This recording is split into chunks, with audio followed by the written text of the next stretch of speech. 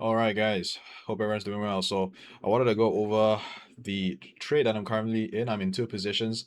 Right now I'm in CAD Swiss franc, doing extremely well right here, as you can see. I've already covered some here, and I'm waiting for lower prices to kind of TP at this level where this was price support back over here. So that is doing extremely well, and that was sort of piggybacking the weak fundamentals between the relative comparisons between the CAD and Swiss franc. And at the same time as well, we're seeing oil prices obviously hit lower, so sort of following that sentiment essentially with that. As you know, there is a peace deal. I mean, it's to open the Strait of Hormuz, that's the agreement, but of course anything can really happen in that case. I think markets are relatively optimistic right now, and I wouldn't be pricing in too optimistically, right? I think the reaction was a little bit too good to be true. Obviously, we see equities at all-time highs. We see yields sort of, tilting a little bit lower here, but we still have real interest rates still relatively elevated. Essentially, what that is a normal interest rate minus the inflation, and what we can see is actually a negative number. So it's slightly elevated still, but not enough for the Fed to necessarily hike, right? So obviously the consensus, and according to a lot of the other banks, they're expecting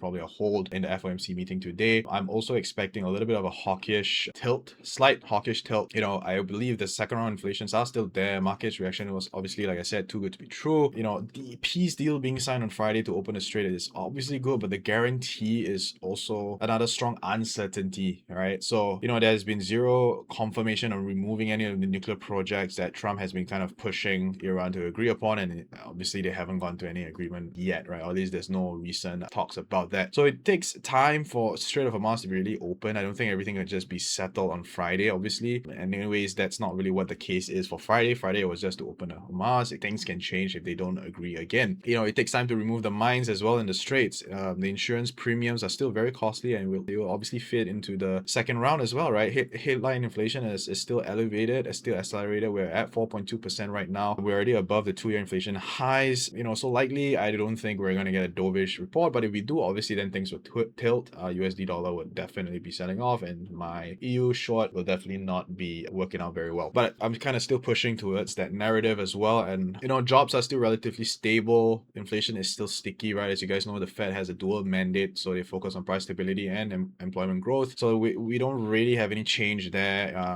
AI related investments have contributed to about half of the US GDP growth and 70% of profits growth right now. And yeah, so in the short term, I don't really think we're getting any inflation from high. We're not really seeing a decline in that. We're still seeing some real structural reasons for inflation to still be relatively elevated, right? We're getting inflation from high investments, energy demand, insurance premiums, and rising computing costs, right? So obviously in the long term, like I said, I think in 27 we should probably see some easing and stuff like that. But for the year, I don't really see that happening. I think we're probably going to still be at either 3.75, or some talks are talking about a potential rate hike at least by 25 basis points. So that's my view. I am still bullish on the US dollar. So that's essentially why I took this trade as well. To add on to that, we also have Euro USD being bearish right now. We had a little bit of a stronger bearish reading initially a couple of days back, but now we're not really getting that for at this point, right? So we're getting more of a -5, which is bearish, but not, it's just sort of the start in terms of this score. But I think heavily that was driven by the technicals. But if you look at the fundamentals, right, the economic growth is still -2, jobs market is -3, inflation is still -2. So in terms of the fundamentals, we're still relatively bearish. Yeah, so I think the technicals are the ones that are actually driving this score a little bit higher here. We're actually at -8 yesterday, but I wouldn't change my narrative right now.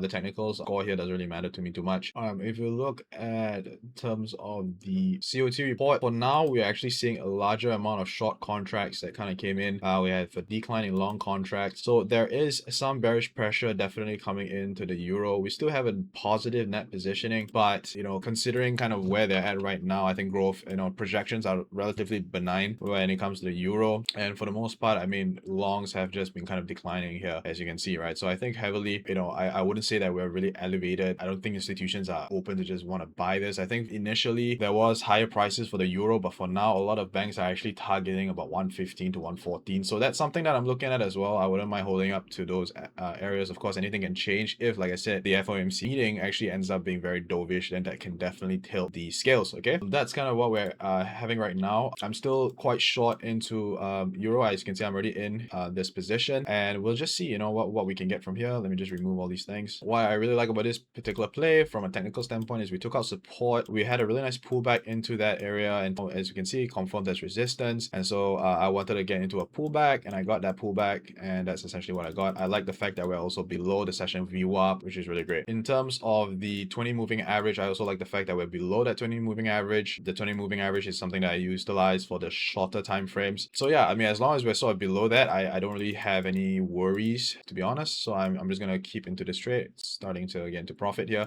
So I'm just gonna leave it there. For CAD Swiss franc, CAD Swiss franc is getting a really bearish reading here, and been doing extremely well, especially with oil kind of, you know, selling off recently. You know, we've been just really selling off, and I think that's really kind of what has been causing the CAD as well to move down as well, because it's obviously it's connected to the oil market, right? They're heavy exporters of oil, and so therefore the sentiment kind of follows, and there's a correlation there. But what we can see is that for the most part, we're getting actually really strong fundamental bearishness here. Jobs market is slightly bullish, but we're getting economic growth being really bearish. Inflation is also bearish. We're seeing institutional activity as well, extremely bearish. A lot of institutions are actually heavily short in the CAD right now. Well, not right now, but based on last week's data. We're going to get a new latest data as well on Friday, so definitely be aware of the COT data. But for the most part, we're getting extremely bearish reading, and yeah, CAD Swiss franc is definitely a no-brainer short for me personally. I definitely think that we're a little bit more, I wouldn't say they're fully hawkish, right? They're seeing some, there is a little bit of bearishness initially with their data, but for now, I think, you know, they're kind of just on hold. I wouldn't say that it's a little bit uncertain kind of what is happening, but we see that the CAD over the few periods are actually going to get, you know, lower growth. I think CAD would be a continuous great short over time as we head